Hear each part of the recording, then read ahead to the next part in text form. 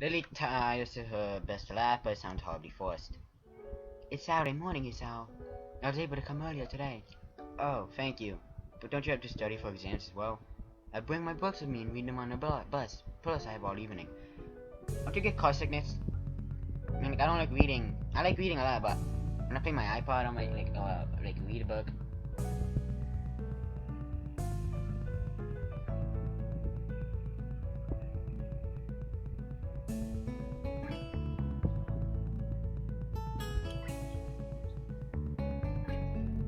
Diligent is always.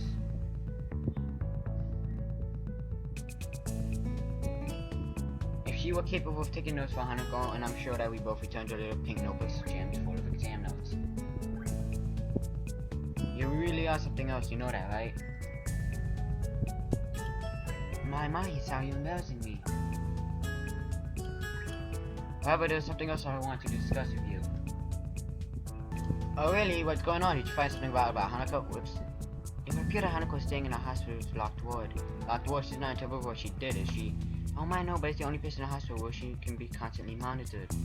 The doctors are really concerned about her. What I did find out though is that during visitor hours, we should be able to sign ourselves into the locked ward. Yeah? Like as visitors? That's right. Whilst the name sounds intimidating, it's really just a place where patients can be monitored.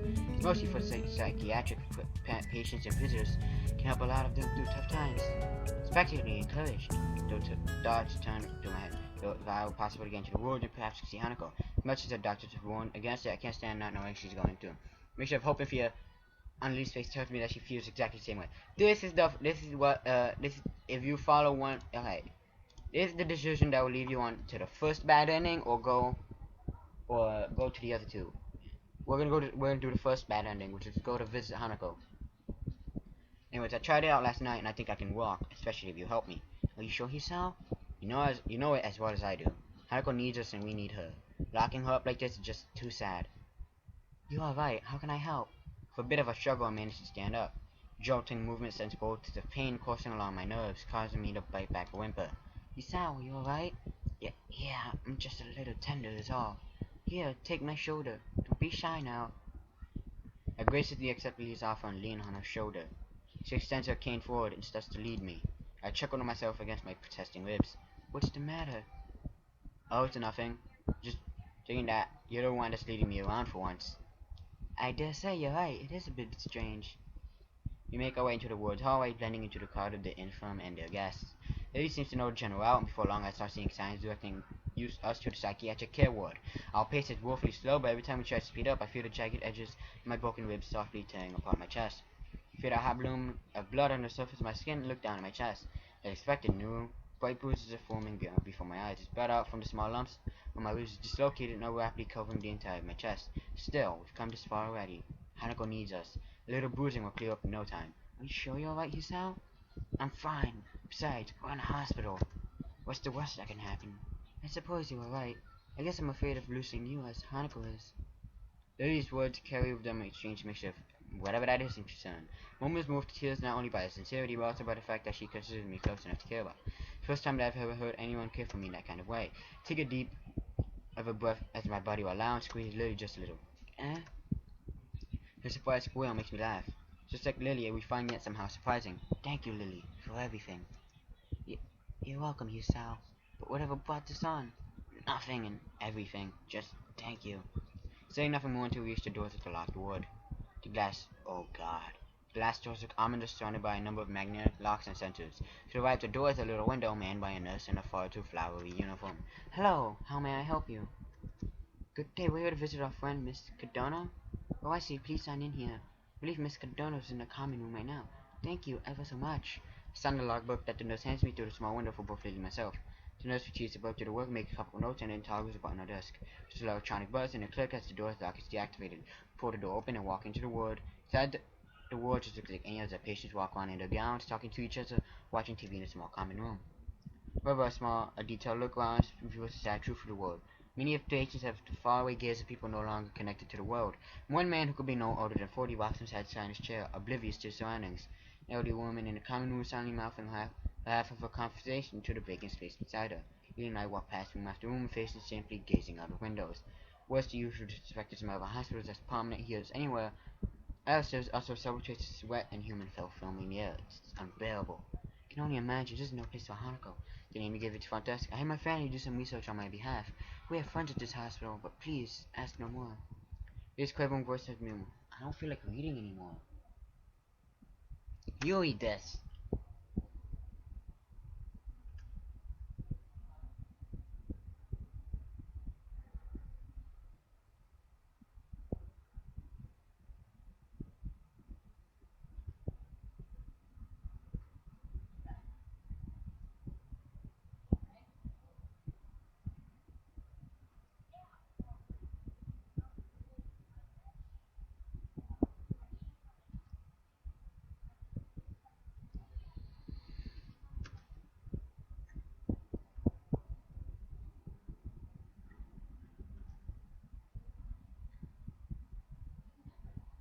I closed my eyes, right, myself, and then peering through the window. Oh.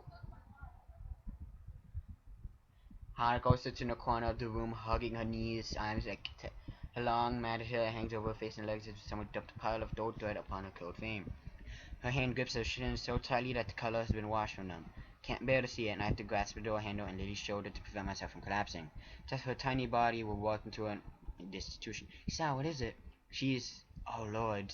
Lily sits down on what to. I'll cover my hand with her eye, cover my hand with hers, and gently squeezes. Drawing to stand from Looney, I toggle the door's lock and make my way into the room. Jeez. My god.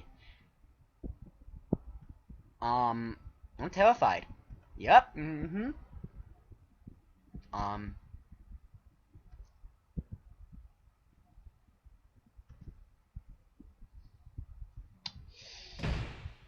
Jesus. With a hiss of a gas and a click, it swings itself shut and closed. Oh no, I'm sorry, sir. I didn't notice. It's okay.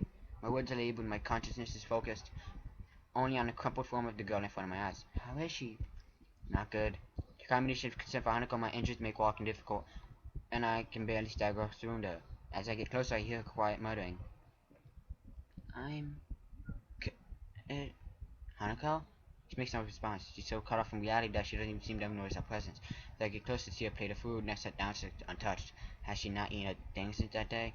Has she even moved since then? I squat down and wing myself level over her cowed head. Move her head gently towards her. I start to pick out words in an incessant muttering. I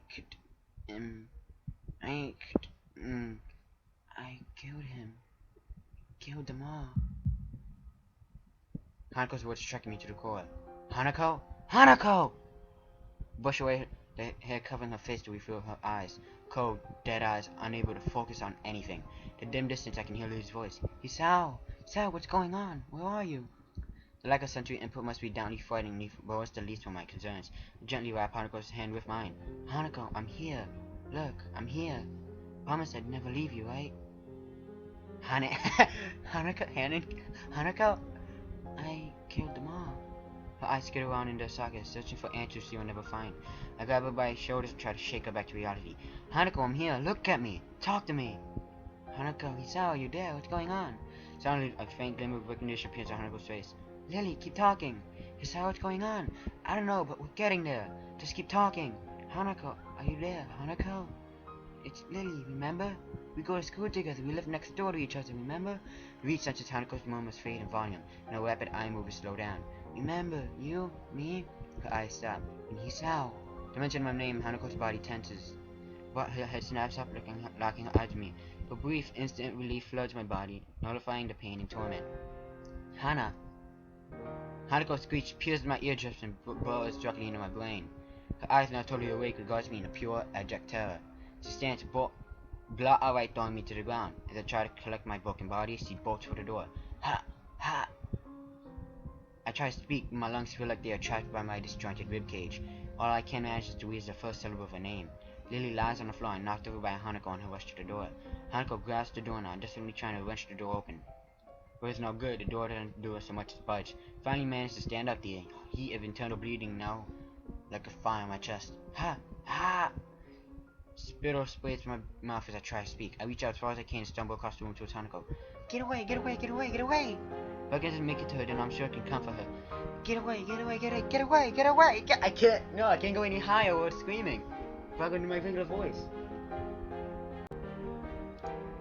Katawa that Ghost Hanako is unlike that I've ever seen before. Her eyes are bloodshot and tear-stained. Her body quakes and she falls back against the door, her feet still desperately trying to push her through the solid panel. Before I can even start to call her name, I find myself coughing. Iron taste fills my mouth when I see a split of crimson emerge between Hanako and I. Plead with my eyes for her to calm down and raise my arm out to greet her. Get away, get away, get away, you're supposed to be dead! Like a cornered animal, Hanako lashes out at me. There was a sickening crunch as we collide, with Hanako pushing me and spoiling my chest. As I collapse to my knees, I cough again. This time is no longer a spray of blood, but a downpour. Feel the hot liquid slowly flow down my chin, and I see the red stain on the floor ahead of me. Gargling blood and froth, try to call out to my love, but words are no longer possible. Every breath brings a gurgle from my lungs, and every exhalation brings ever more blood. My strength fails, and I tumble from my knees and onto the floor. The bright room grows ever dimmer. In the distance, I see Hanako clawing at her eyelids. As if two halves of her mind are at war. One cannot bear to witness the terror any longer, but the other is forcing her to watch. I summon my last resurge of strength and reach out for her as she collapses in a heap. As my five corrupted lungs fill with blood, the coughing stops. The room gently quiets, dims out the existence.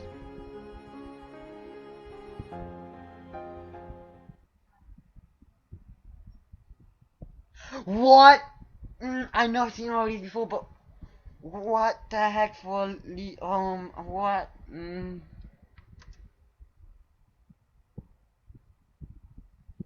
What? Oops, what?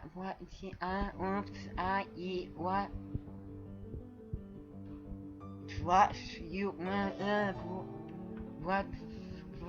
what's that, bro? Huh? Bro? What?